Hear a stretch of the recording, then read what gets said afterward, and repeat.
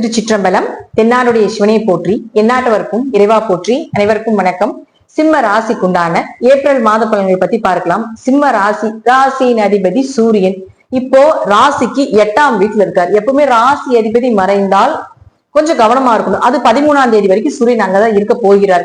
13ஆம் தேதிக்கு மேல உங்களுக்கு 9ஆம் வீட்டுக்கு வருகிறார். அப்போ 8இல் மறையும் போது சில அவமானங்கள், மனக்கசப்புகள் 13ஆம் தேதி வரைக்கும் இது நடக்கும். அது மாற்றமே கிடையாது. கொஞ்சம் பண இழப்புகள், பணம் எல்லாரும் எதிர்பார்த்து இந்த பணம் வரல, இப்படிங்கிற நிறைய விஷயங்கள் நம்ம சொன்னாலும் கூட 13ஆம் தேதிக்கு மேல இந்த சூரியன் அப்படின்னு சொல்லக்கூடியவர் 9ஆம் இடம்னு சொல்லக்கூடிய பாகிஸ்தானத்துக்கு வருகிறார். அப்போ சூரியன் 9க்கு வரும்பொழுது கண்டிப்பாக உங்களுடைய எதிர்பார்ப்புகள் பூர்த்தியாகும். என்ன நினைக்கிறீங்களோ அது நடக்கும். தந்தை மூலமாக உதவிகள், நல்ல குரு அமைவது, யாரோ ஒருத்தர் மூலமாக உங்களுக்கு ஹெல்ப் கிடைப்பது, யாரோ ஒருத்தர் ஒரு விஷயத்துக்காக ரொம்ப தயங்கி நிக்கிறீங்க, ஒரு கை தூக்குறக்கு ஆள் இல்லாம இருப்பீங்க இல்லைங்களா? அது போல ஒரு சூழ்நிலைகள் நீங்க இருந்தீங்கன்னா கண்டிப்பாக 13ஆம் தேதிக்கு மேல இந்த சூரியன் உச்சமாகும் பொழுது, ஏன்னா ராசி அதிபதி உச்சமாகிறார், அந்த காலகட்டங்கள்ல உங்களுக்கு தேவையான விஷயத்தை கடவுளே கொடுப்பது போல கொடுப்பார். அப்படிங்கிறதுல மாற்றம் இல்லை. ஏன் அப்படின்னா சனி பகவான் உங்களுக்கு இந்த காலகட்டங்களை அஷ்டம சனியாக செயல்பட்டு கொண்டிருப்பார். அப்ப நிறைய உங்களை சுத்தி ஏன்னா அஷ்டம சனின்னா 7.5 வருடங்கள், 7.5 சனினா 7.5 வருஷம் சொல்றேன் இல்லைங்களா? அந்த 7.5 வருஷம் ஒரு மனிதன் அனுபவிக்கக்கூடிய கஷ்டத்தை 2.5 வருஷத்துல கொடுத்துட்டு போயிடுவாராம். அப்போ ஒரு மனிதன் அஷ்டம சனியில் இருக்கும் பொழுது சூரியன், அதாவது ராசி அதிபதி மறையும் பொழுது கொஞ்சம் அவமானங்கள், பழி பாவங்கள் இதெல்லாம் இருக்கும். இப்போ அந்த சூரியன் இந்த 1 மாத காலங்கள் 13ஆம் தேதிக்கு மேல உச்சமாகும் பொழுது ஓரளவுக்கு நிவர்த்தி கிடைக்கும். சூரியன் ஒளின்னு சொல்றோம். அப்போ ஒளி பொருந்திய கூடிய ஒரு காலகட்டங்கள்ல சனி பகவானுடைய தாக்கங்களும் கொஞ்சம் குறைவா இருக்கும் அப்படிங்கறதா உண்மை. அப்ப அடுத்தது பாருங்க புதன். இந்த புதன் அப்படின்னு சொல்லக்கூடியவர் யாருன்னா உங்களுக்கு 2 மற்றும் 11ஆம் அதிபதி. லாபம், பணம், சேமிப்பு, குடும்பம், வாக்கு, பணம் கொடுக்கல் வாங்கல், இது எல்லாத்தையுமே புதன் தான் கொடுக்க போகிறார். அப்ப புதன் அப்படின்னு சொல்லக்கூடிய ராசிக்கு அவரும் போய் 8ல இருக்கார். அப்போ கொஞ்சம் கவனமா இருங்க. புதன் அங்க நீசம் தான் பெறப்போகிறார். அந்த மாதம் முழுவதும் அங்க 8ஆம் இடத்துல நீசமாகிறார். அப்ப சிம்மத்தை பொறுத்த வரைக்கும் பாத்தீங்கன்னா 8ஆம் இடத்தில் 5 கிரக கூட்டு சேர்க்கை. 8ல அதிக கிரகங்கள் இருப்பது ஒரு வகையான நன்மைகளாக இருந்தாலும் ஒரு வகையான தீமைகளை கொடுத்துரும். ஏன்னா 8ஆம் இடங்கிறது திடீர் வருமானம், திடீர் பண இழப்புகள், திடீர் அதிர்ஷ்டங்கள், எல்லாமே 8 தான். அதே போல திடீர்னு ஒரு பெரிய ஜாக்பாட் அடிக்குதா, அது வந்த பணம் எப்படி போகுச்சுன்னே தெரியாது.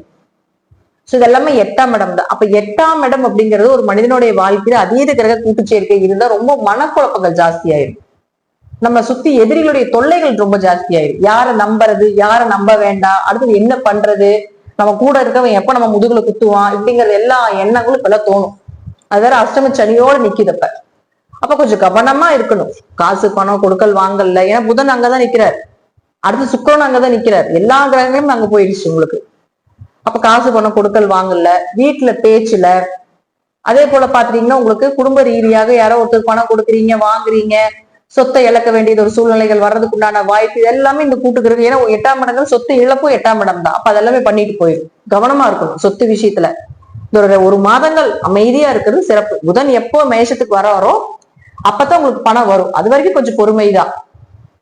அடுத்தது பாருங்க சுக்கிரன். இந்த சுக்கிரனை பொறுத்த வரைக்கும் பாத்துட்டீங்கன்னா தொழில், உங்களுடைய காரியங்கள், உங்களுடைய எல்லா ஒரு விஷயம் நடக்கணும் அப்படின்னா அதுக்கு சுக்கிரன் இல்லாம உங்களுக்கு நடக்காது.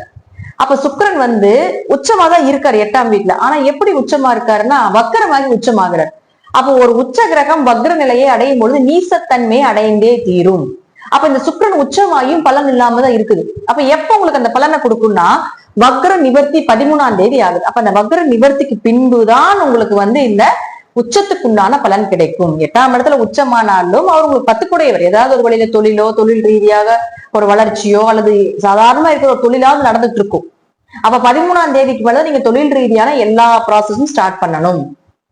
அப்ப உங்களுடைய காரியங்கள் எல்லாமே எப்ப நடக்கும், நீங்க நினைச்சது எப்ப நடக்க போகுது அப்படின்னா 13ஆம் தேதிக்கு மேலதான் நடக்கும். அது வரைக்கும் கொஞ்சம் பொறுமையாக இருக்குது தொழில் ரீதியாக அப்படிங்கிறது கொஞ்சம் கவனம். அடுத்தது பாருங்க உங்களுக்கு செவ்வாய். இந்த செவ்வாய் நீசமாகிறார், 12ஆம் வீட்டுல நீசமாகிறார். அப்ப செவ்வாய் யார்? உங்களுக்கு தாய் மற்றும் தந்தை, தாயினுடைய ஆரோக்கியம், தந்தையினுடைய ஆரோக்கியம், இதெல்லாம் செவ்வாய் தான் பொறுப்பேற்றிருக்காரு. அப்ப அவர் போய் 12ல நீசமாகிறார். அந்த மாசம் முழுவதும் அங்கதான். அப்ப உங்க ஆரோக்கியத்துல கவனமா இருக்கணும். அதே போல பாருங்க உங்களுக்கு இந்த தாய் தந்தையினுடைய ஆரோக்கியத்துல கவனமா இருக்கணும். பூர்வீக சொத்து பிரச்சனை, வீடு பிரச்சனை, வண்டி வாகனங்கள் பிரச்சனை, இது எல்லாமே இந்த மாசம் வரும். கொஞ்சம் அமைதியா, ஏன்னா உங்களுக்கு வாக்குஸ்தானாதிபதி நீசம், 2ல கேது இருந்து வாக்குஸ்தானாதிபதி நீசம், அஷ்டமச்சனி வேற நடக்குது.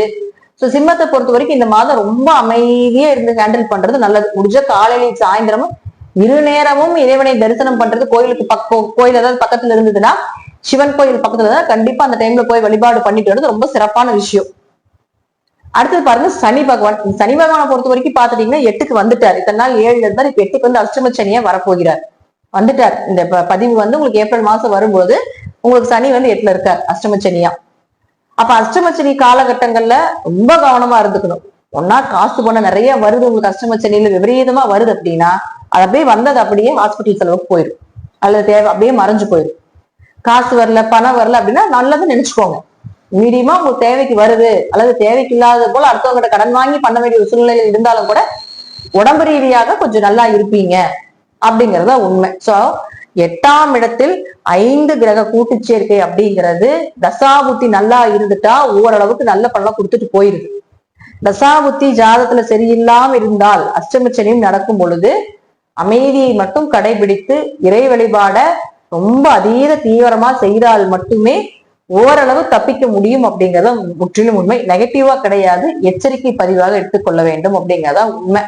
ஏன்னா உங்களுக்கு பணத்தை கொடுக்கக்கூடிய புதனும் நீசம், தொழில கொடுக்கக்கூடியவரும் 13ஆம் தேதி வரைக்கும் நீசம், ஆரோக்கியம் அம்மா அப்பா ஆரோக்கியம் உங்க சொத்து பத்துக்களை கொடுக்கக்கூடிய செவ்வாயும் நீசம். நீசம்னா வலு இல்லை, அவர்களுக்கு பவர் இல்லை அப்படிங்கறது அர்த்தம். அப்ப நாம அதுல எதுவுமே நமக்கு ஒரு கிரக வேலை செய்யல ஒண்ணு கிடைக்காது அப்படின்னு இருந்தா அதுல மீண்டும் மீண்டும் நம்ம முயற்சி செய்யக்கூடாது.